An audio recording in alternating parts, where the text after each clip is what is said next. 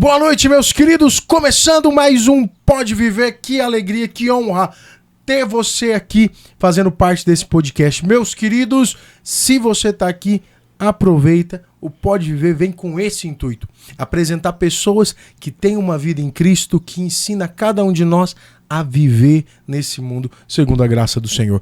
Que bom que você tá aí na sua família, ou no seu trabalho, ou na sua casa, ou assistindo, aonde você estiver. Saiba que esse conteúdo é muito valioso e só acontece por causa de você. Então eu peço para você se inscreva, siga, compartilhe, manda para mais gente, que vai ser muito top o podcast de hoje com a nossa convidada, Rafaela. Tudo bom, minha querida? Como que você tá? Tudo jóia, obrigada pelo convite. E ainda um pouco nervosa ainda. Mas por quê? Mas tá nervosa porque não, moço. Fica tranquilo. Meu Deus do céu. Rafa, deixa eu falar uma coisa aqui, ó. Eu queria pedir pra você se apresentar, mas eu vou pedir mais do que se apresentar, porque você é nutricionista por profissão. Sim. Tem como missão coordenadora do AMA, que eu queria que depois você explicasse pra nós. Coordenador do acampamento Mirim. Mãe de 5 filhos, moço. Ai, que bênção. E esposa do Eduardo. Que massa, velho. E eu queria que você aproveitasse e se apresentasse pra galera. Falasse quem é você. Além de tudo isso, o que você faz. E pra gente começar esse podcast seria fantástico. Você já falou tudo aí, né? Então eu sou a Rafaela, vim de Toledo. Sou mãe de 5 filhos, uma no céu, Maria. E estou aí com essa missão, né, de coordenadora diocesana do AMAS, que é Mães Espirituais dos Sacerdotes, coordenadora do Mirim, que nós vamos ter esse ano, no acampamento Mirim em Toledo. E desde então a gente tem trabalhado com as comunidades amigas. E esposa do Eduardo, né, que é meu grande amor aí, meu companheiro. Nossa, ó, já mandou bem romântico, você sentiu, né? Já mandou assim, nossa, Eduardo, meu amor. Olha, Edu, você tá bem, moço. Tá bem. A régua tá muito alta, né? Rafa, fala pra mim. Eu queria te perguntar, você é uma pessoa muito envolvida, né, na igreja, já com uma caminhada, com uma história. Como que começou isso? Como que você, eu falo assim, veio de berço? Foi uma conversão recente? Como que foi? Então, eu tenho a graça de ser de berço, né? Meus avós sempre foram de missa aos domingos, terço diário. E eu lembro desde as férias de final de ano, a gente passava na praia, meu avô tinha casa na praia. Era fiel, missa ou no domingo de manhã ou no sábado à noite. Tinha as 1000 ave-marias que ele participava e muitas vezes levava a gente. Então, acho que ali eu aprendi que a questão da missa seria insubstituível, né? Aos domingos. Mas passou, né? Teve essa questão de ser natural ir à missa aos domingos, mas aquela coisa da obrigação muitas vezes, quando jovem, né? Quando eu estava com 17 anos, no último ano do ensino médio, eu acabei participando do cenáculo, que é do livro azul do Padre Gobi, e a gente tinha um grupo de cenáculo de jovens. E ali acabei também me envolvendo um pouco nessa questão, que a gente se reunia uma vez por mês para rezar o terço e fazer a consagração à Nossa Senhora. E acabei indo para Jauru, onde eu conheci o Padre Nazareno, que vai ser esse ano logo declarado santo. Então, tive um contato já com um santo, né, o Padre Gobi também. E ali tive uma vivência de conversão, a primeira conversão mesmo, assim, de confissão frequente, de buscar a missa diária, de fazer o terço diário, de estudar a história dos santos. Então, ali foi o primeiro amor. Na época, até eu falava que eu queria a vida num convento. A gente até tinha um grupo de amigas, a gente ficava, às vezes, falando, assim, a gente era muito devoto de Santa Terezinha. E cheguei até a pensar nisso. Mas aí vai passando o tempo, a gente vai para a faculdade, né? Acaba que se afasta, se não tiver uma vivência ali fiel. Me afastei um pouco, ia à missa aos domingos, sempre me mantive indo à missa aos domingos, mas me afastei. E aí, depois casei, né? Vieram os filhos, aquela história da rotina, mas mudou a minha relação com Deus com a descoberta da má formação da minha filha, da minha 4ª filha. Né? Então, quando a gente descobriu, eu estava de 20 semanas de gestação, e a gente descobriu que ela tinha anencefalia e que não chance de vida baixa, né? Ou se nascesse viva era por pouco tempo. Aquele momento ali de 20 semanas, ou seja, eu já estava na gestação adiantada, cheia de expectativas. Era a primeira menina, já tinha tido 3 meninos. Então, era a primeira menina que era muito desejada pelos meus filhos também, por todos. Foi aquela coisa assim, perder o chão. Meu Deus. Né? E ali, eu lembro que até no primeiro diagnóstico, eu cheguei em casa, contei pro meu marido, fomos lá no nosso médico mesmo para consultar. Voltei para casa e fui para missa. Porque eu pensei, sozinha, eu não consigo passar por isso, né? Então, foi ali um período que eu me reaproximei da Eucaristia quase que diária. Então, eu busquei durante essa gestação a missa diariamente, para ter força para passar por isso. Né? Que ali eu vivi um luto de saber que eu perderia a minha filha, que ela não iria viver. Então, eu lembro de ter negociado até com o Padre Nazareno. Falei, Padre já tinha morrido. Eu falei, se o Padre Nazareno quer virar santo, agora é a hora de você fazer um milagre, né? Um milagre desse de fazer com que ela esteja bem e você ser declarado santo. Mas passou um tempo, eu entendi que Deus estava me convidando, né? Que se não fosse eu, quem seria? Às vezes, se fosse outra pessoa, poderia ter feito o aborto, ou poderia, né, ter militado para alguma outra causa. Então, eu pedi ajuda e falei, vamos seguir adiante. E foi, assim, uma bênção, porque a Maria, ela me trouxe o desejo do céu, né? Porque quando a gente vê que os filhos pra gente não são direito, eles são a bênção de Deus. E eles são emprestados, né? Eles são filhos de Deus. Então, entender que não era minha filha, era a filha de Deus, que ela tinha um propósito curto ali de passar. E que Deus queria usar esse propósito. E eu aprendi que a minha relação com Deus mudou ali, porque eu tinha muita relação de fada madrinha. Sabe aquela coisa? Eu peço, Deus faz isso aqui, ele... E sempre fui muito mimada por Deus. Parece que tudo que eu pedia para Deus, né? Ele me concedia de uma forma muito fácil. E aí eu vi assim... Nossa, mas será que ele não vai conseguir salvar minha filha? Claro que consegue. Mas será que era isso que ele queria? Será que ele não queria que eu passasse por essa perda de entregar tudo que é a entrega de uma filha, né? E de abdicar tudo que eu sonhava, porque era a menina desejada. Então, assim, eu já tinha criado todo um sonho, né? E, de repente, isso é tirado. Então, eu tive que ressignificar tudo isso. Muita oração, tinha muita gente rezando. Então, assim, eu sinto a força mesmo das orações das pessoas, senão eu não teria conseguido, nem eu, nem meu marido. E conseguimos, né, levar essas mais 20 semanas de gestação de uma forma feliz mesmo, né, uma forma agradecida. Ela veio, foi batizada, ela viveu 13 dias ainda. Os meninos conheceram, os avós conheceram. Então, foi batizada ainda com cordão umbilical. Então, assim, foi bem emocionante para todos que vivenciaram ali. Então, ali mudou essa primeira relação com Deus. E a segunda foi após o acampamento, que eu fiz o ano passado, ano retrasado, né, em 2024, em agosto, que mudou a questão a misericórdia com o outro. Né? Então, o amor de Deus através do outro que está do seu lado, de não julgar, de ver as pessoas que estavam ali na minha tribo, por exemplo, que às vezes eu nunca me aproximaria se fosse de um jeito normal, né? Fosse um cotidiano. Se fosse um cotidiano. E aquela junção ali de cada pessoa fazer o seu papel na sua vida, impressionante, assim, de ver o agir de Deus na vida de cada um e ver que a gente é uma merda, né? Tipo assim, de dizer assim, cara, quem sou eu para achar qualquer coisa? Ou quem sou eu? Se você vê como o amor de Deus é grande mesmo. E ali acho que foi o que me aproximou disso, da misericórdia mesmo, do não julgamento das pessoas e das coisas. E aí melhorou um pouco mais essa intimidade, né, com Deus. É interessante como a gente... Você fala assim, eu lembro daquela passagem de Elias, né? Eu acho aquela passagem, ela reflete tudo. Elias viu toda a manifestação grandiosa do Senhor, fogo do céu, né? Graça, rio abrindo, rio fechando. Elias foi assustador. E quando ele sobe para rezar no monte, é interessante, né? Vem a tempestade, vem o fogo, vem o barulho, vem tudo. De repente ele encontra Deus na brisa leve. É interessante quando a gente encontra Deus em um determinado momento que não fazia parte do nosso cotidiano. Igual você falou, eu já tinha 3 filhos, já não era algo assim, como eu posso falar?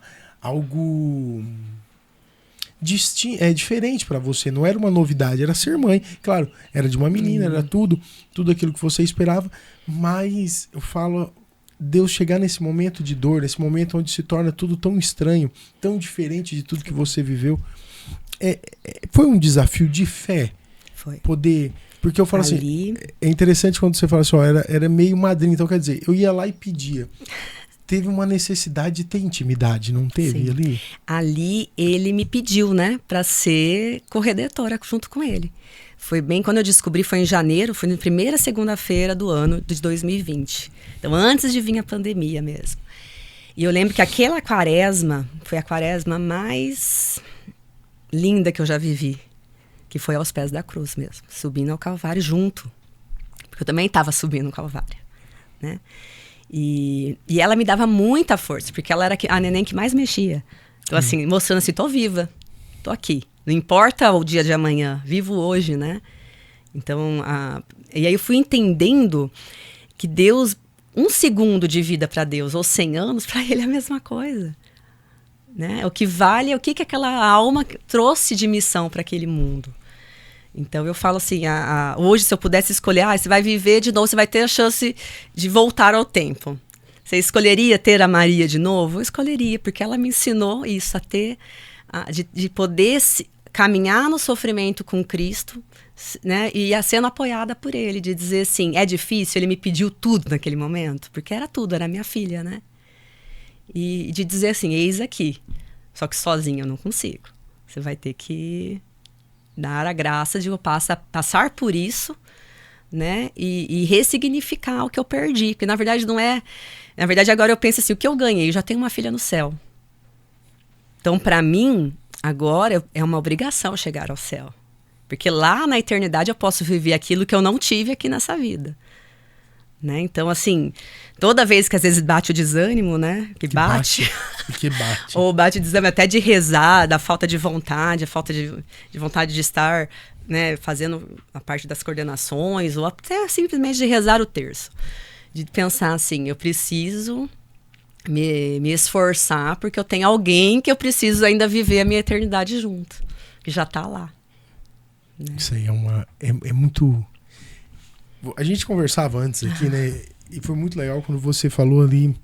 Eu quero entrar nessa parte de nutrição, a gente falando sobre... Como é que você falou? Eu só tô no foco de emagrecer porque a porta é estreita, né? Isso aí. Foi uma das coisas que quando eu comecei foi após o acampamento.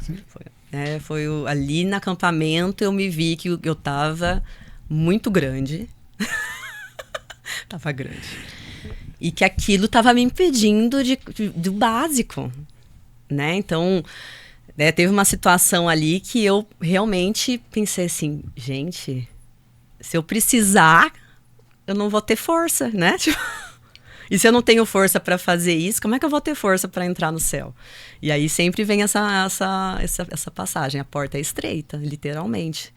Então, se a gente não tem o domínio do que a gente come, do nosso corpo, como é que nós vamos ter domínio, fortalecer a nossa alma, né? Então, foi uma das coisas que me ajudou a buscar ali a perda de peso. Não, e é espiritual, tudo. A grande graça de você estar com Cristo é a capacidade da ressignificação da nossa vida, né? Exemplo, é coisa igual você falou assim, pô, Douglas, talvez o meu momento de luto é o momento que eu desejaria viver de novo.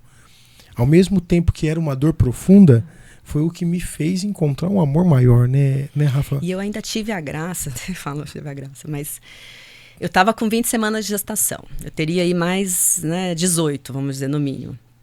Ela tava ali viva. Então eu vivi o luto ali no momento do diagnóstico. Então eu vivi um luto, eu fui pra fazenda dos meus pais lá no Mato Grosso. Eu só ficava no quarto, eu levantava, as crianças estavam na fazenda, então tinha quem cuidasse, então eu levantava para comer e voltava pro quarto. Eu não conseguia pegar o terço para rezar, então eu colocava no YouTube o terço, porque eu tinha que ficar 24 horas por dia rezando, mas eu mesma rezando eu não conseguia, eu tinha que ficar só ouvindo. Aí passou uns 15 dias assim, eu fiquei sabendo de uma amiga que tinha acabado de ter um filho com anencefalia também. E eu falei, eu preciso conversar com essa pessoa, né? Aquela coisa assim, eu não sou a única do mundo. Não, né? Tipo, porque nesse momento, a gente só pensa em falar assim, por quê? Por que eu, né? E aí, fui conversar com ela, E foi muito bom ter conversado com ela. E aí, naquele momento, eu pensei, gente, ela tá aqui ainda. Então, enquanto ela está aqui, eu não posso ficar no luto, porque ela está viva, né? Ela está aqui comigo. Então, eu tive que criar forças por ela, porque ela estava presente. Então, enquanto ela estivesse presente, vou dar o meu melhor, né? E eu tive que fazer isso com os meus filhos também, de mostrar para eles que enquanto ela estava ali, o que durasse, fosse 1 minuto pós-parto ou alguns dias, que o que a gente ganhasse era lucro, né? Então, eu tive que trabalhar isso daí. E foi muito interessante que dos meus medos, assim, era... Porque a anencefalia, ela não tem a calota craniana. Então, é como se na hora do fechamento, lá no início, não fechou direito. E aí a criança vai crescendo, ela era perfeitinha, ela era a coisa mais linda do mundo. Mas aí o líquido amniótico, ele vai degradando a parte cerebral, vamos dizer assim, falado mais claramente. E aí que vai destruindo a criança, né? Então ela nasce perfeita, só que como ela tem uma exposição, o próprio líquido amniótico vai agredindo ali nosso cérebro. Mas ela não sente dor, né? Ela tem todos a parte fisiológica dela funcionava normal. E o meu medo era na hora de ela nascer, eu levar um susto, né? Pela deformação. E aí comentei com um sacerdote na época lá de Cuiabá, e ele comentou assim, ele falou assim, quando Jesus desceu da cruz, que Nossa Senhora pegou ele no colo, ele estava desfigurado. Só que ela só olhava e via o filho dela. Então, essa é uma das cenas que sempre eu me emociono. Porque eu lembro disso, né? Então, assim, quando eu peguei ela ali, que ela nasceu, eu só sabia... Ela nasceu de parto normal. Ela nasceu sozinha. Então, ela nasceu sozinha, eu peguei, segurei ela, o padre veio, batizou. E era uma alegria tão grande, eu não conseguia ver deformação nenhuma. Era uma coisa assim... tinha um cheiro de céu naquela sala de parto. E ali eu vi Cristo, né? Porque, como eu falei, eu passei o Calvário junto naquela quaresma. Ela nasceu em maio, então deu certinho, né? Pós-Páscoa, tudo. Então, assim, eu pude viver na prática o que Nossa Senhora passou quando ela desceu ele da cruz. Então, foi uma das coisas que me impactou. Uma outra questão que depois que eu passei por tudo isso, 6 meses depois meu pai faleceu. E também eu falo até que a Maria veio para nos preparar para a morte, porque a gente nunca tinha tido uma morte. Eu era muito apegada com meu pai também. Até no dia que ela faleceu, meu pai desmaiou no momento quando anunciaram que ela tinha morrido, porque ele tinha uma fé tão grande que ele achava que ela ia continuar. E 6 meses depois ele morreu, e aí eu voltei para esse mesmo padre que tinha falado isso e falei, olha, consegui, né, passar por tudo isso, Deus me ajudou, né, passei ela nasceu, ela foi batizada, entreguei ela de volta, depois levou meu pai, e aí ele chegou para mim e falou, sim, você passou por isso, mas isso não vai te fazer já ganhar o céu de cara, você tem toda a sua vida aí pela frente. E aquilo na hora eu fiquei pensando assim, Douglas, o que ele quis dizer, né? Porque no primeiro momento, não que eu pensasse isso, mas no primeiro momento, eu passei por essas provações, pronto, estou pronta, né? Já passei o que tinha que passar, já tô com o ingresso do céu na mão. Garantido. E não é, né? A gente vai ter que lutar para ser bom, que a gente não é até o fim. Pode ser que eu tenha ganhado uns créditos ali, ou sei lá... às vezes, salvado pelo meu sofrimento, muitas almas foram para o céu. A gente só vai saber depois. Mas, para mim, a minha salvação vai depender do meu cotidiano aqui, do meu dia a dia. Olha, Rafa, você tá falando umas coisas e é impressionante. É bonito ouvir isso, sabe? Porque, e é ousado ouvir um padre falando isso. Sim, né? No seco, né? Não, filha, não. A não ser que você morra agora, né? Não tem... Há um desafio nosso, eu acho que esse é o grande desafio do cristão, né? A gente às vezes valoriza tanto um servir de acampamento como se aquilo fosse o ápice da nossa fé. E não é. É algo tão pequeno, tão passageiro, assim, às vezes gera tanta confusão por coisas tão desnecessárias, sabe? um ego tão grande por algo tão medíocre, né? Porque quando você ressignifica a sua vida e você entende que é a sua vida que te leva ao céu, porque de todos os títulos aqui, só tem 2 que ele vai... De tudo aqui, Rafa, olha, nutricionista, coordenador do Mirim, do AMA, né? Só tem 2 que ele vai avaliar, que é o mãe e esposa. Que é o mais difícil. Né? O mais difícil é... O Frei Leonardo fala uma coisa que eu achei linda. Ele falou assim, Deus só vai te julgar por 2 coisas. Pelo tanto que você fugiu do pecado e pelo tanto que você perdoou. O resto é dele. Sabe que eu tenho uma conversa com Deus que eu falo assim... O mãe e o esposo é a matemática e o português para mim. Os outros é a arte, educação física. Sim, aquele que eu tenho mais facilidade, né? E aí, porque eu tenho mais facilidade. Sim, mas... E aí eu peço para Deus assim, Deus, conta isso, por favor. Me passa na média. Soma todas as notas. Eu sei que não é, mas eu peço na oração. Mas tá certo? Porque eu falo para ele, eu não sou uma boa mãe ainda, né?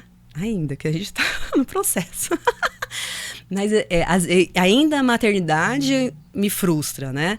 Eu ainda acho que eu erro muito na maternidade. Melhorei, né? Então, se eu fosse fazer há 10 anos atrás a Rafaela mãe e a Rafaela mãe hoje, claro que vou pontuar muita coisa, muita mudança.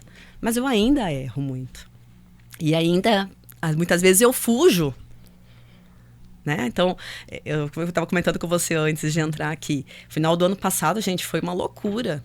Né? Eu fui para Cuiabá num retiro do AMAS com o Padre Paulo Ricardo e Padre Overlan. Depois eu voltei, teve o acampamento, teve o Moriá, né, que eu acabei servindo. Depois teve o acampamento que eu fui servir. Na volta, eu acabei viajando com o Padre Fábio, que é o fundador do AMAS aqui pela região. Depois a gente teve um encontro em Alto Piquiri. Então, assim, eu fiquei praticamente ausente de casa 1 mês. E depois eu fiquei pensando, falei, nossa, ainda bem que meu marido me apoiou muito nisso, me ajudou muito. A minha mãe veio para cá para ajudar com as crianças, né? Mas eu pensei, agora eu vou ter que dar agora férias das crianças, né? Uma volta para casa, olhar o que eu preciso organizar dentro de casa, porque olhar para cada um deles e ver aonde eu preciso trabalhar, porque faltou.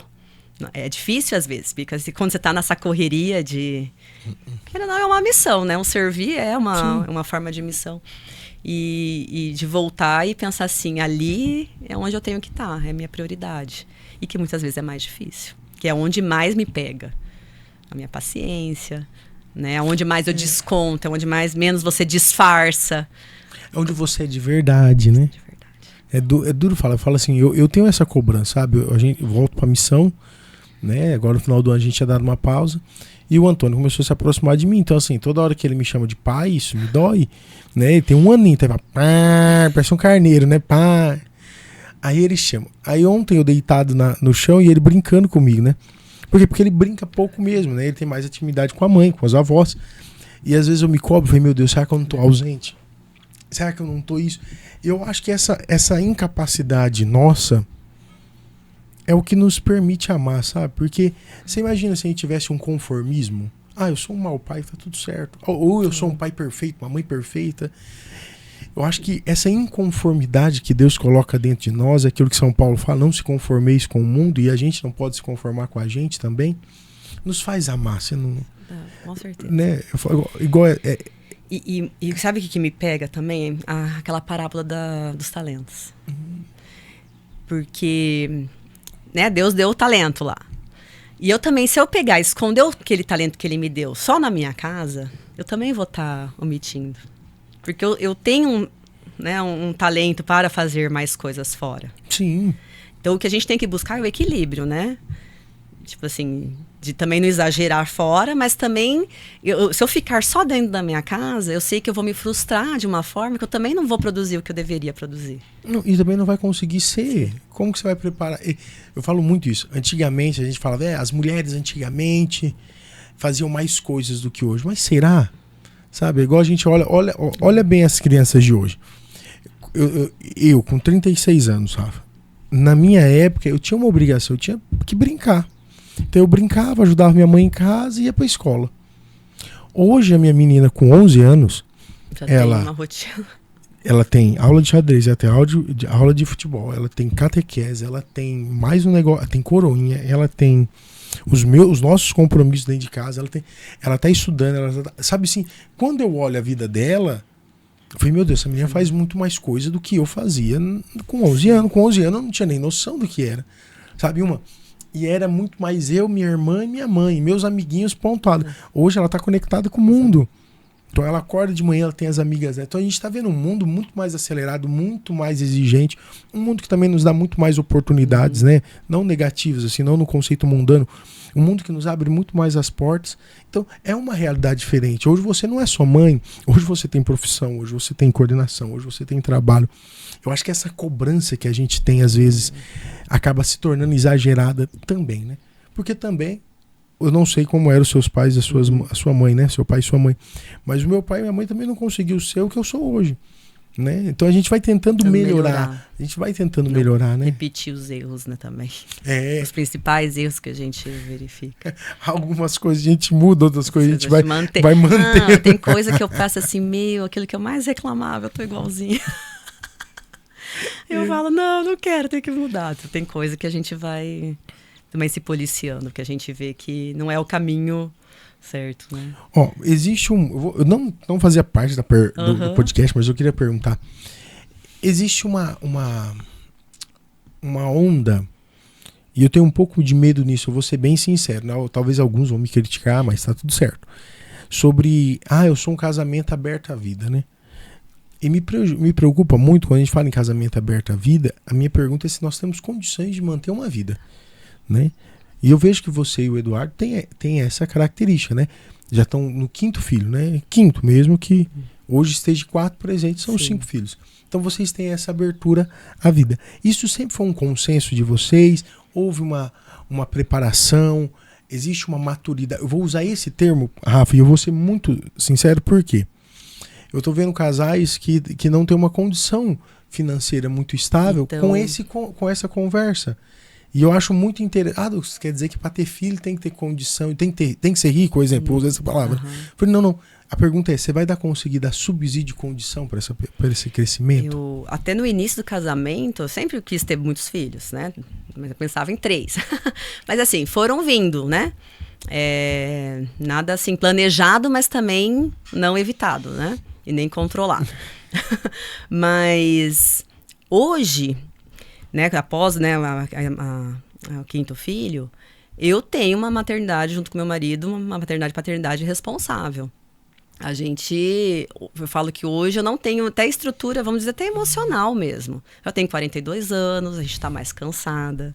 Eu tenho a Isabel agora de 3 anos, eu vejo o quanto... A gente fica velha, né? Sim. A coluna já não é a mesma coisa, a energia já não é a mesma coisa. O primeiro filho a gente sentava no chão, cantava musiquinha. Né? Como é que fala? Estimulava o primeiro filho muito mais do que a gente estimula a Isabel. Só que a Isabel, ela tem o estímulo dos irmãos. Então ela já é acelerada porque pega os estímulos dos irmãos. Mas eu não tenho mais a mesma energia emocional. A parte financeira também. Se você for colocar no papel valor de escola, futebol, karatê, inglês, tem coisa que a gente não vai conseguir dar, como você falou. Então hoje a gente cuida, né? Um período fértil ali, o tal do MOB.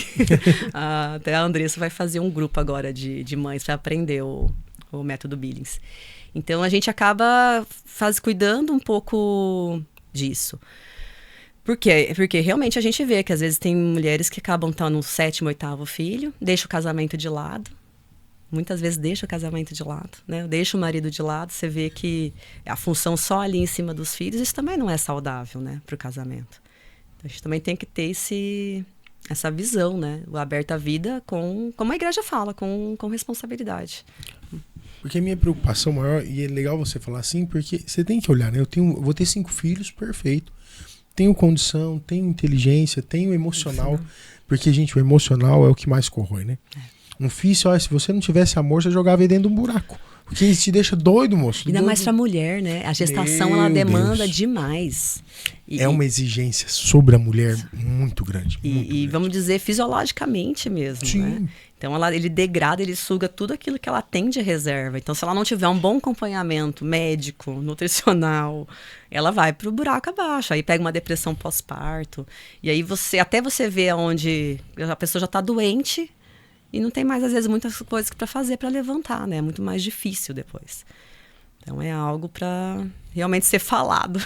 E tem gente que já tá sofrendo antes da hora, né? Porque, tipo, já pensa a questão da idade, ter filhos mais velhos, ou até essa questão igual o Douglas comentou, né? Hoje em dia, o que acontece? A pessoa pensa antes, fala assim, meu Deus, eu quero ter só um filho só e já tá bom. E entra também essa questão, né? Tenho condições também de ter mais filhos, né? Aí entra a visão egoísta, né, também. Exatamente. Porque daí a pessoa ela tem já um plano. Não, eu vou ter um e pronto, acabou. Aí também é como se fosse o ditador da própria vida. Aí ele não tem abertura à ação de Deus também. Exatamente. Então isso também é algo ruim. Né? É algo que precisa ter uma maturidade, né? A gente fala assim porque, eu vou ter muitos. Por quê? Porque eu quero ter muitos. Tá? Tem condição? Aí eu vou ter pouco. Por quê? Porque eu acho que rapaz, a gente não tem um equilíbrio emocional de entender como que a vida flui, o que a gente precisa, uma família. Eu acho que a gente precisa ter uma maturidade sobre isso, né? E essa maturidade vai até de entender a igreja, né? Lógico. Porque daí entra sobre tudo, o que é pecado, o que não é pecado. Porque eu falo que a nossa igreja ela é linda, porque ela não dita, né? Não. As pessoas de fora que não conhecem, eles falam, já tá lá falando em pecado, já tá falando que pode, que não pode. Mas a gente vive uma liberdade gigantesca de decisão, né? E de saber o certo e o errado. E a igreja ela é muito sábia nisso, nosso catecismo. Então, na dúvida, você vai lá, você vê que não é ditado nada, tipo, é assim. Conhecereis a verdade e a verdade te libertará. É algo tão mãe, né? A igreja é algo tão mãe que até na hora de descrever os pecados ou de falar que aquilo é errado, né? Ela se você lê ali, você vê a total liberdade de se decidir. Então, e isso é maravilhoso. A igreja nos direciona, né? Isso. Eu acho legal o cara falar, mas não pode isso, não pode aquilo. Irmão, a questão é quando der a consequência, você vai arcar. Né? Eu vejo uma luta, não, mas esse negócio de castidade está errado. E de repente você vê a mesma mãe, a mesma pessoa hoje com um filho de alguém que ela não conhece, julgando que o mundo é machista. Falou, não, minha irmã, é duro falar isso. Se ele não te violentou, um dia eu falei isso pra mãe, ela ficou brava. Falei, se ele não te violentou, o erro foi seu e dele. Aí ainda ela ficou brava porque eu falei assim, e o erro foi seu de escolher um vagabundo. Ela falou, mas ele foi, não, ele ser um péssimo pai é uma coisa. Você, por não saber, por ter o dedo podre, é outros 500. E a gente tem que assumir essa responsabilidade, sabe? Mesma coisa, o cara, eu encontrei uma mulher, o cara de igreja, já encontrei uma mulher, Deus me deu. Ela falou, não, irmão, depois que você entrou com ela, casou com ela, você parou namorou ela, você parou de ir no grupo, você parou de ir na missa, essa mulher te tirou de Deus, te colocou uma gaia, te fez isso, acabou com você. Isso não foi Deus, foi escolha sua. Não ter capacidade emocional de se encontrar, de encontrar alguém coerente com aquilo que você vive, prejudica demais, né? E aí eu tenho filho adolescente, né? Vai fazer 15 anos. E aí é uma das coisas que eu me pergunto, assim, até que ponto a gente ensina... Por exemplo, minha mãe sempre falava, né? Escolha bem seu marido e tal. Eu sempre rezei, né, de criança pelo meu marido. Mas ainda assim, eu acho que ainda era pouco. Né? A gente não é jovem, né? Aquela coisa do amor, paixão, apaixonei. Dor. E a gente não raciocina muito. Então, assim, como que a gente vai ensinar na escolha, até das esposas deles, né? Na decisão e na orientação. E é uma das coisas que me preocupa. Porque, às vezes, numa paixão ali, vai levar seu filho e, às vezes, né, como você falou, aí vai ter uma decepção, aí já era, aí já não quer saber mais de relacionamento sério, não quer saber de casamento, aí já começa a criar outras desilusões, né? Então, como a gente está criando a base ali de saber como vai ser a escolha para um casamento, de princípios, é difícil. É uma das coisas que eu peço ajuda para Nossa Senhora. Eu falo, é filho teu também. Ajuda, porque aqui a sua filha é fraca. Sozinha não dá conta. E eu falo assim, é complicado você não entender, né? Eu acho que aquilo que os filhos mais vão procurar é aquilo que eles observam em casa, né? a forma que o marido e a mulher se tratam, o jeito que o pai e a mãe se cuidam, né? Eu vi um meme uma vez que eu achei muito interessante, né? Aí o cara colocou assim, ó, minha esposa solteira. Ela toda arrumada, bonita, nossa, mulher, coisa perfeita. Pô, aí minha esposa casada. Acabada. Aí o cara comentou aí embaixo, é que solteira era o pai dela que cuidava. O casado é você que cuida. Só. Aquilo eu falei, caraca, moço, que murro na lata que o cara deu. E é uma coisa, né? Então, se você vê no seu casamento, você vai querer um casamento igual. Você não vai aceitar menos do que aquilo, né?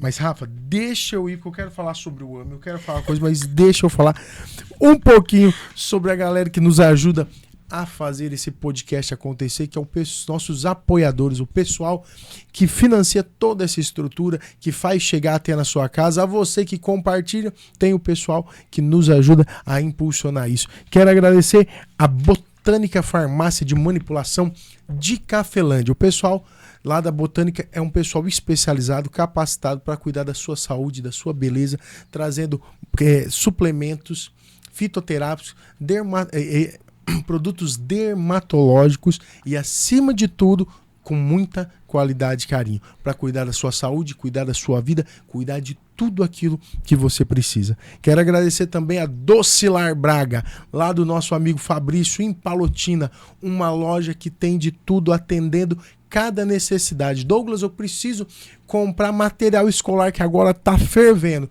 Lá tem. Preciso comprar coisas para camping, caixa térmica, cadeira, lá também tem. Tô precisando comprar par de jardinagem, uma tesoura, um aparador, lá também tem. O que você precisar.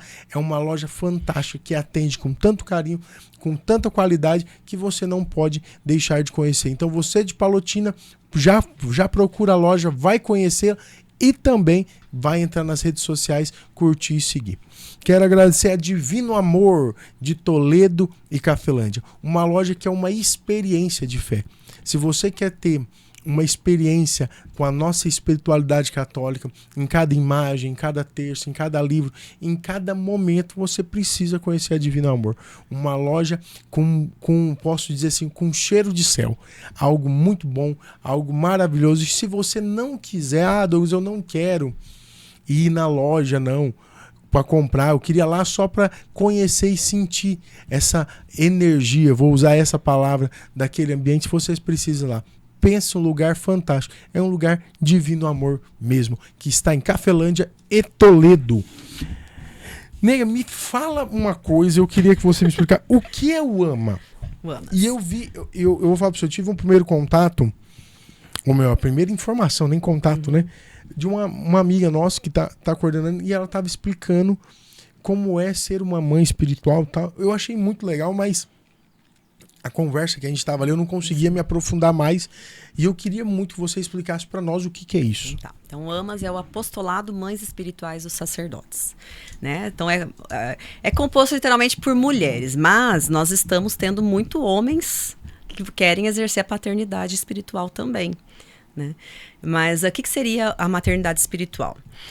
É a gente adotar espiritualmente os sacerdotes da nossa paróquia, da nossa diocese, né? Aquele sacerdote que você gosta de acompanhar via online aí também, de rezar por ele, oferecer sacrifícios, né? De reparação, de ação de graças pela vida daquele sacerdote.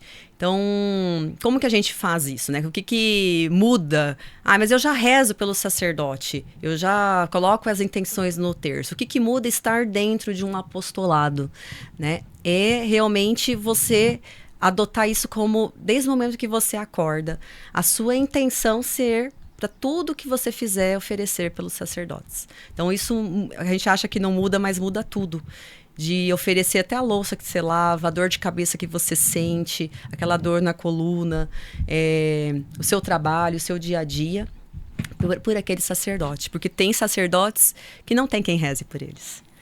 Né? E tem sacerdotes que conseguem, né, a fazer um bom trabalho, já tem uma vida de santidade, conseguem levar o seu rebanho para o céu, mas a gente vê que muitos sacerdotes se perdem no caminho. Muitos sacerdotes acabam, como a gente comentou anteriormente, né? Tão preocupado com, às vezes, questões administrativas, que são importantes, porque se não tiver também a igreja, a instituição fale, né? Acaba. Mas ele tem que entender que, acima de tudo, ele é sacerdote de almas, né? Que ele, de acordo com o papel dele, ele vai levar almas para o céu. E uma das coisas que eu falei até no podcast com o bispo que eu participei, o sacerdote, ele é um homem ferido no campo de batalha, cuidando de outro homem ferido.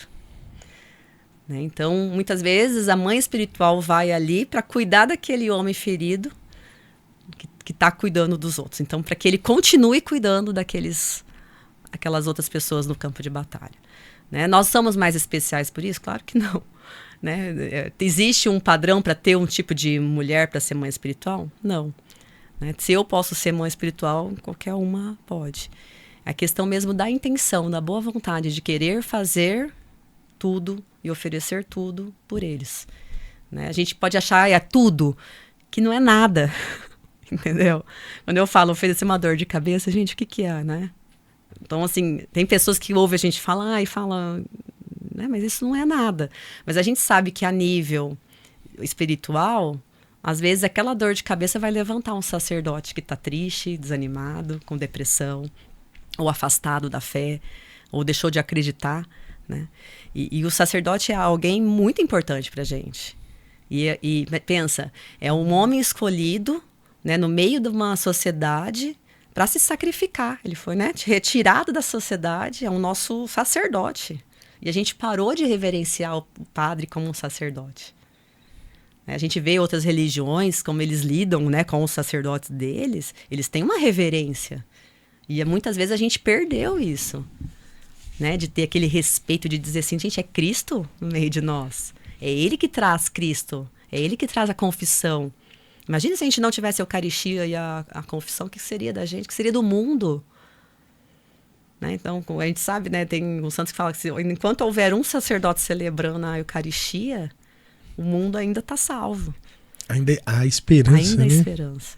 Né? Então, é muito bonito isso. E a gente precisa rezar também para o sacerdote do amanhã. Porque a gente está vendo que os sacerdotes estão envelhecendo, os seminários estão diminuindo o número, né? Existem alguns que se mantêm sempre cheios e tal, mas a gente vem vindo aí vários seminários fechando, né? Pessoas diminuindo o número de seminaristas. Então, como é que vai ser amanhã quando esses sacerdotes de hoje se aposentarem ou partirem? Então, também as mães espirituais rezam também pelas vocações. Né? E existe um padrão de idade? Não, pode ser mulher casada, solteira, jovem, criança. Nós temos maternidade infantil, mirim. Temos ali em Toledo 3 meninas de 8, 7 anos que rezam pelos sacerdotes. Pede para a mãe levar na quinta-feira, na adoração eucarística, para rezar pelos sacerdotes. Então é algo bem bonito. Assim, a gente precisa divulgar esse apostolado para que em cada paróquia tenha um grupo. Se cada paróquia tiver um grupo rezando por aquele pároco, né, aquele pároco vai se tornar santo, vai se tornar melhor. Se não hoje, se daqui 10 anos, mas nesses 10 anos, pelaquela oração, outros se tornarão santos, né? E um sacerdote santo, ele salva uma comunidade inteira. Ele leva uma comunidade inteira para o céu. Né? É muito legal isso que você falou. E você tocou bastante nesse assunto. Eu vou só pontuar para o pessoal que está ouvindo aqui. Você fala muito sobre oferecer as dores, né, pessoal? Isso é uma tradição já da igreja. É uma oração há muito tempo feita. Que quando a gente tem um sofrimento, o que a gente faz? Na hora de a gente murmurar, reclamar, tá doendo por doer, você dá a um sentido espiritual. Quer dizer, a dor que eu sinto entra em sacrifício pela pessoa que eu rezo. Então, assim, foi muito bonito a hora que você falou do sacrifício da sua filha, e agora você também falando, às vezes um exercício, por exemplo, eu vou fazer algo que eu não gosto, vou lavar a louça, eu não gosto. Vou exercer isso como oração de caridade. Então, ao lavar essa louça com raiva, eu tiro a raiva dela e coloco o sacrifício. Quer dizer, é por aquela pessoa que eu estou rezando. Uma irmã me ensinou num podcast falando isso. Tudo é pelas almas. Então, se você fizer tudo isso, tudo é uma ação. Então, você se torna participante da dor, do ofício, do sacrifício do Cristo, claro, de uma forma insignificante perto do sacrifício dele, mas é se tornando um cooperador dessa salvação. E isso é algo que, eu falo assim, é algo tão necessário, né, que a gente possa rezar pelos nossos sacerdotes, né, porque às vezes a gente... Eu me assusto um pouco, sabe, do jeito que a gente trata os nossos padres, né? Primeiro a gente trata eles às vezes como não humanos e o pior, Não podem errar não, nunca. eles não são humanos, mas eles têm que ser o Deus que eu quero. Entende? Então, assim, eu acho um padre fofoqueiro horrível, mas se ele for ouvir a minha fofoca e contar para mim, tá tudo certo. Eu não gosto de um padre grosso, mas se ele for grosso com quem eu não gosto, ele tá corrigindo na fraternidade, né? O padre, assim, ele não me escuta, ele não vem almoçar na minha casa, mas vai na casa da outra, então esse padre é um sem vergonha que não presta. Eu percebo que a gente às vezes quer que o padre seja o nosso objeto sagrado, né? Igual essa imagem. Eu quero que ela fique aqui paradinha, bonitinha. Às vezes eu quero que o padre seja isso também. Não? Você percebe isso às vezes dentro da nossa comunidade? Muito. E assim, a gente também não tá ali para servir, né? Porque ninguém pergunta pro padre se ele tá precisando de alguma coisa. Aí entra a maternidade, daí eu falo, não é nem maternidade espiritual, é a maternidade mesmo, né? Ou às vezes a paternidade, de perguntar para um padre amigo, para um padre da sua paróquia, você tá precisando de alguma coisa? Pessoal, principalmente os freis, né? Às vezes, volta e meia, a gente tem que ir lá dar uma perguntada se eles estão precisando de alguma coisa. No aniversário deles, se foi feito, se organizaram um almoço, se organizaram, levaram um bolinho, assou um pão, levaram um pão para o sacerdote. São coisas, às vezes, que a gente também acha que é bobeira, mas que eles também se sentem queridos, amados. É uma forma também deles se sentirem queridos pela comunidade. E muitas vezes, ainda mais comunidades, paróquias grandes, né, acaba se esquecendo desse detalhe. Parece que é pouco, mas não é, né? De exercer ali o cuidado. Eu era amigo de uma família lá em Paranavaí. E eu não esqueço até hoje, que um dia eu estava lá rezando, né, estava lá almoçando, mas já estava no meio do almoço, né, estava terminando de comer já. De repente chega o padre de dentro da casa. Eu falei, vai padre, o que você está fazendo aqui? Ele falou, então rapaz, eu vim aqui, pai, e eu achei estranho, ele conversou e desconversou. E a família ali, para a família normal, né, eu acho que o único que estava assustado era eu. Falei, ué. Aí eu percebi que o padre deu uma desculpa, eu fingi que não ouvi, ele fingiu que respondeu e ficou todo mundo certo. E continuamos conversando. Aí depois o cara que era o pai da casa, né? Chegou pra mim e falou, Douglas, o padre vem aqui de vez em quando, ou no sábado, de tarde ou no domingo de manhã, após a missa para dormir. Por quê? Porque a casa paroquial dele, no domingo, era todo mundo. É a gente querendo confessar, a gente quer... E ele tinha ali 3 missas só de manhã, mais 2 à noite. Então ele falou assim, aí eu não consigo descansar, porque aí a casa dele era muito pertinha. Então ele ia toda hora canta, como fala assim, toda hora pessoal querer confissão, pessoal querer conversar, pessoal querendo... E sabe? Ali ninguém incomodava. E ali ele não incomodava. Você imagina que vida... Aí eu falo assim, meu Deus, né? Aí foi ali que foi caindo a ficha que às vezes um padre precisa dormir. Eu achava que não, achava que eles ficavam 24 horas acordados, sabe? E tem lugares que os padres moram, né? Junto com outros padres, tem uma comunidade, lá os freios, seminário, eles têm ali uma família, né? Mas também tem muitos padres que moram sozinhos. Então imagina, fez lá a missa de sábado à noite, fez a missa de domingo de manhã, foi para casa e aí passou o resto do dia sozinho. Então assim, né? Imagina também a solidão, né? Também acaba pegando muitas vezes. Tem um estudo que é muito legal, mas é muito antigo, que ele fala que os padres religiosos são mais saudáveis mentalmente do que os diocesanos. Por causa dessa familiaridade. Por causa do conceito de comunidade e privacidade. Exemplo, a gente visita menos os freis, eles não estão sozinhos. E eles têm ali um conceito de comunidade. Pode ver. Exemplo, os freis eles podem brigar entre si. E ao mesmo tempo que a gente fala assim, o frei ele se ofende, ele pode, eu não gostei do que você fez. Ele tem tempo de socialização.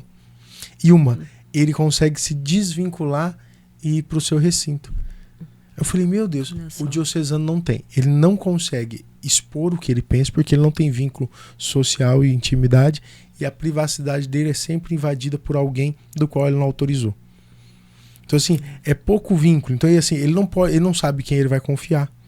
E aí você vê os nossos padres diocesanos muito receosos, muito fechados, né? E a gente não percebe, o padre é maldade. Não, mas o ciclo que ele tá, sabe, é complicado. Eu vejo ali os freis ali de Toledo, eles tiram sarro entre eles. Eles são muito felizes. Né? Não, meu Deus. Eu vejo, eu acho muito legal o Frei Leonardo, o Frei Wesley, né? O Frei Leonardo aí, você tá gordo, hein? Bom, o Frei Leonardo tá imenso, né? Mas e aí você vê ali um alívio de estresse, né? Criando um conceito comunitário. E de repente ele fala, ó, nós estamos indo resolver, cada qual tem o seu horário, vai pro seu quarto, tem a sua privacidade. Os nossos diocesanos, e é muito importante o AME, os nossos diocesanos vão perdendo isso. Perde a intimidade, porque às vezes não sabe para quem recorrer. Perde o direcionamento, porque às vezes não tem para onde ir, né? O bispo, por melhor que seja, ele não consegue acolher no caráter muitos, paternal, né? Um padre, porque você imagina se ele atender todo dia um são padre. 56 padres na diocese. Meu Deus do céu. Que tem todos os problemas das dioceses dentro deles. Então você vê assim, é um desafio. A comunidade precisa voltar a enxergar o sacerdote como um Cristo. Como o Cristo na Santa Ceia no seu altar, mas também como um Cristo que sofre no Calvário, como um Cristo que come nas bodas de Canaã. A gente precisa voltar a trazer o sacerdote na sua totalidade, né? Na posição de sacerdote. Isso. Né? De alguém ali que tem um papel divino, né? De trazer o divino pra gente. E é interessante essa questão até do papel divino, porque nós somos feitos para ser divinos. Também perdemos isso, né? Então, se o sacerdote também já perdeu isso, nós também. Tem um livro que chama Deuses Feridos, eu comecei a ler recentemente, que fala exatamente isso. Porque nós somos criados para sermos deuses. Nós vamos ser imortal quando sair dessa vida. A nossa alma é imortal, porque ela vai passar a ser divina. Só que hoje nós estamos feridos pelo pecado. Né? Então, a gente tem esse tempo aqui na Terra para nos preparar para a vida eterna. Mas será que a gente tem a total visão que nós temos esse futuro divino? Né? E estamos vivendo para isso? Então, muitas vezes a gente se esquece mesmo. A gente só fica pensando aqui, né? Mundano, nas né? picuinhas. E nas provocações e nas preguiças e nas misérias que a gente carrega. Tem uma cena de um filme que eu acho, de uma série que eu achei fantástico. O rapaz não vai no batizado da filha, porque ele tinha um compromisso importantíssimo em casa, no rancho, né? Quando ele chega em casa, tem o pai dele sentado vendo um álbum de fotos, né? Antigo, né? Aí ele olhou e falou, aí ele olha pro filho e fala assim: eu queria saber porque eu tô percebendo que eu não tô em foto nenhuma do seu batismo, do seu aniversário. Aí ele fala: não é, pai, o senhor estava cuidando do sítio, do rancho, né? Ele falou: cuidando o quê? Ele falou: o senhor estava se dedicando. Ele falou: então tá. O que era tão importante que eu estava fazendo que eu não lembro? Meu Deus. Ele falou: o que era tão importante que me fez não estar nesse momento? Que me fez... E aquilo ali é algo que a gente precisa, igual você falou. O que é tão importante que está me tirando a paz daquilo que vale a pena, né? Está me tirando a paz da minha casa, tirando a paz da minha oração, tirando a paz da minha vida. Que tão importante é isso? Igual mágoa, né? Depois de um tempo a gente não lembra nem por que tem. Nem por que começou. E é por picuinha, por coisinha que, né? Uma falinha aqui, uma falta de vírgula, que às vezes... E aí você leva para você e acaba alimentando e gerando cada vez mais encrenca, e era para não ser nada. Só ignora, né? Reza ali, oferece uma Ave Maria para você aguentar aquilo, para passar logo, e para outra pessoa, se for para você, também se curar logo. Mas a gente, na hora, a gente provoca também, né? Não, a inclinação nossa pro mal é muito grande. Não, Deus ali. E esses dias eu li uma coisa muito interessante que fala sobre o mal, né? A gente sempre foi criado pensando, existe o bem e existe o mal. Mas, na verdade, o mal ele não foi criado. Quando Deus fez todas as coisas, ele não falou lá no final, ele viu que tudo era bom. Tudo é bom, olha só, o céu, a terra, os animais, o homem, fez a mulher, tudo era muito bom. O que aconteceu? De onde que o mal veio? Na verdade, o mal não veio, ele não foi criado. Ele é a ausência do bem. Então lá o anjo, quando resolveu, né, cair, é porque ele não se dedica. Ele ainda é por mais que ele seja superior a nós, ele ainda não é perfeito. Mas ele deixou um pouco invadir a falta do bem. E aí o que o mal entrou? Né? Então, é o retirar Deus, né? Deus de si. Né? Então, toda vez que eu vejo ultimamente isso, né? A minha inclinação ir para o lado que vai o tempo inteiro, mas eu penso assim, o que eu tirei? Aonde que eu deixei de colocar Deus? Né? Porque quando você coloca Deus, até naquele que está te magoando, de dizendo assim, gente, mas Deus vê nele. Deus está nele e Deus vê nele toda a perfeição que ele pode ser. Então, por que eu estou aqui julgando? Por que eu estou aqui achando ruim? Né? Eu também tenho esse lado. Então, vamos assim, Deus também se faz morada em mim. Então, o que eu preciso fazer para que ele apareça mais e eu menos? Então, é um exercício, né? É diário, contínuo. E muitas vezes, quando a gente está cansado, com fome, com sono, a gente acaba perdendo um pouco... A gente vira animal, né? A gente perde o senso de decidir. E muitas vezes a gente extravasa com os que estão mais perto da gente, que é a nossa família, né? Nosso marido, nossos filhos. Que acaba levando, coitados. E aí, essas horas dá vontade de desistir de tudo. Porque você fala assim, mas se eu não consigo aqui, como é que eu vou falar lá? Né? Mas também é outra provocação, porque Deus quer o imperfeito falando também. Para mostrar para o outro que é a ação dele, né? E que não é a ação nossa. São Paulo fala isso, né? A hora que eu tô forte, é aí que eu tô fraco. Quer dizer, a hora que eu dependo só das minhas forças, né? Mas quando eu não tenho mais força nenhuma, quer dizer, eu tô fraco, meu corpo tá fraco, a minha alma tá fraca.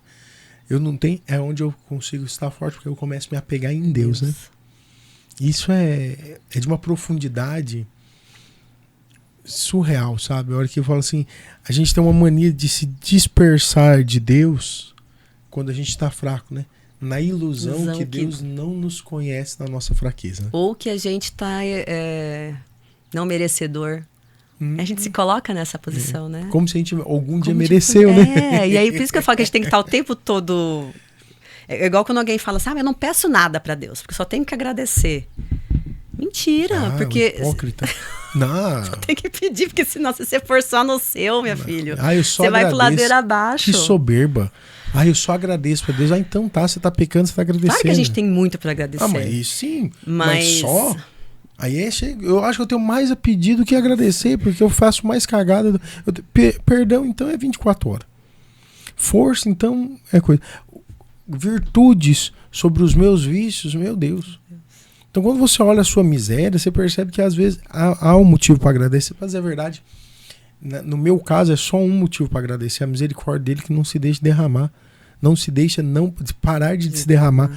Agora, quando eu olho o outro, moço, não tem esse negócio. Eu tô uma raiva dessa hipocrisia, Rafa. De falar que só tem a agradecer. Eu vou pedir nada aqui hoje. Eu não vou pedir nada. Eu tô muito bem. Eu falei, aí a hora que você vai ver a vida é uma desgraceira da pessoa.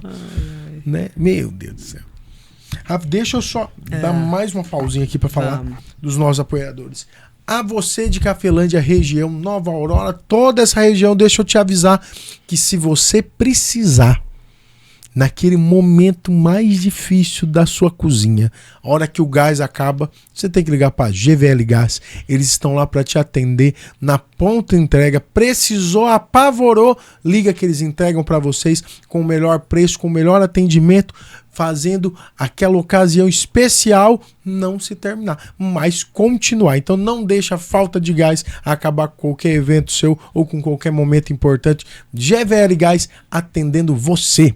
Queremos agradecer também a VC Tintas, porque quem produz vende mais barato. Sabe aquela tinta de qualidade, sabe aquela tinta que você precisa para dar um tapa novo na sua casa? Talvez você fale, eu queria reformar, mas não tô conseguindo. Então pinta, porque pintar é como se fosse uma maquiagem. Deixa novinha, zera, você já começa o ano bem, já começa o ano diferente. Começando a cuidar do que é seu. Então a VC Tintas tá ali para te atender com material de qualidade, com tintas maravilhosas, desde a parte de casa a também automotivo. Em Palotina, VC Tintas. Queremos agradecer também a Box 12 do nosso amigo João lá em Palotina também, na parte de funelaria. Se tá precisando deixar o seu carro novo, Douglas, final de ano, fui viajar, bati o carro, tá amassado, o que eu faço? Você corre pra Box 12, que ele vai te atender, vai consertar, transformar, deixar a sua pintura, o seu carro zero de novo, pronto para você voltar a rodar sem deixar na cara que você tá meio barbeiro. Então não perde tempo, anota esse nome Box 12. Precisou da parte de funilaria e pintura? Pensou na Box 12. Minha querida, deixa eu falar uma coisa contigo. Rafa, você tem uma história com Cristo, né? Uma história, um caminho com o Senhor. Qual que hoje seria um conselho, uma dica, algo que você queria passar para o pessoal mediante a sua vida? Eu vejo que a parte maternal ela é muito forte em você, né? Desde o conselho, eu vi você servindo, né? E eu acho sim, né? Eu vi você, eu não vou nem entrar em detalhes, né? Eu vi você servindo e eu achava um desejo de mãe muito forte em você ali. Sabe? Então, hoje eu vejo você falando dos seus filhos, falando do seu marido, eu vejo um desejo maternal muito forte. Agora com Ama, eu vejo esse desejo maternal muito forte, né? Você, como mãe, em tantas áreas, né? Hoje, se você pudesse dar um conselho para esses católicos, cristãos, a essas pessoas que estão assistindo nosso podcast, o que poderia te trazer, o que poderia levar eles ao céu? O que você aconselharia? Olha, a primeira coisa é pedir a graça a Deus, né? A graça da fé, porque se a gente não pede também, não tem, né? É uma graça. E pedir para Deus para que a gente ame mais. A minha oração diária é essa, meu Jesus, que eu ame mais a Ti e aos meus, né? Porque eu acho que eu ainda amo pouco. A minha forma de amar acaba sendo no servir, de fazer algo, né? Então parece que eu sinto, é ali que eu acho que eu exerço a minha maternidade, mas ainda acho que é pouco, né? Eu queria, assim como Jesus, assim, eu vivo pedindo que eu te ame mais. Me ensina a amar, me faça com o meu coração semelhante ao vosso. Então, a primeira coisa é pedir. Segundo, ter, né, uma vivência da Eucaristia.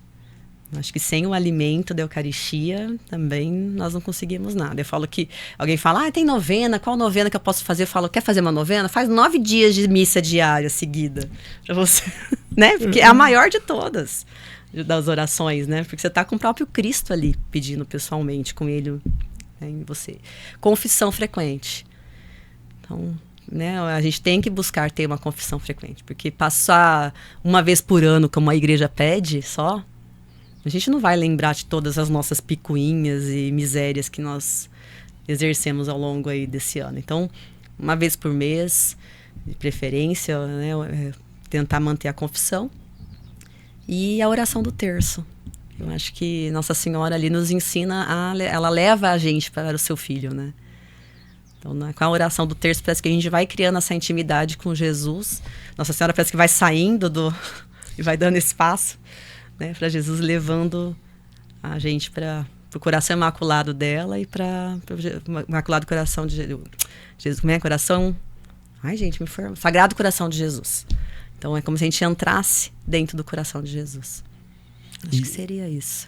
Rafa, que fantástico ter você aqui. Eu falo assim, a gente se conheceu em ocasiões muito oportunas do servir, né? Mas foi encantador o dia que a gente conversou a primeira vez no seminário. Você é uma mulher com muita visão, com muita coisa. Eu acho muito legal o Frei falando assim, ele falou, Douglas, a Rafa é uma mulher tão fantástica, que o meu problema com a Rafa é segurar ela. Ele falou assim, e isso é maravilhoso, porque é alguém proativa, é mais fácil a gente conseguir ter que segurar uma pessoa do que empurrar. E ele é muito fã seu, quando ele falou de você, quando a gente conheceu, meu Deus, a minha casa, minha esposa, a minha família, né? Você esteve conosco na conferência, a conferência foi o que foi por pessoas como você, mais um monte de gente estava junto com a gente, né? Mas você foi uma das primeiras ali, tá? Abraçando toda a causa. Tivemos o Moriá, onde você se dispôs, né? A gente fez até um comentário, qual a necessidade dela estar aqui, se não for o amor, né? Fala assim, talvez você poderia ser muito claro e falar assim, olha, eu não posso ir, o horário para mim é muito ruim, né? Determinar a sua função ali no horário que precisar. Você teve o coração aberto, disposto a fazer tudo aquilo ali para nós. Foi fantástico, sabe? Então, é muito bom ter você aqui, é muito bom ter você aqui no Pode Viver, né, Francesco? Porque é uma pessoa ensinando a viver mesmo e é muito bom, muito obrigado mesmo pelo ser humano que você é. E obrigado por estar aqui conosco. Muito obrigada a vocês pelo convite. E aconteceu, né? Aconteceu. Quantas vezes a gente falava no podcast. Obrigado. E deixa eu agradecer a você que nos acompanhou nesse podcast, vivenciou essa experiência, como conselho da nossa convidada Rafa, ame, mas se dedique e acredite no Senhor. Muito obrigado, tamo junto, até o próximo Pode Viver.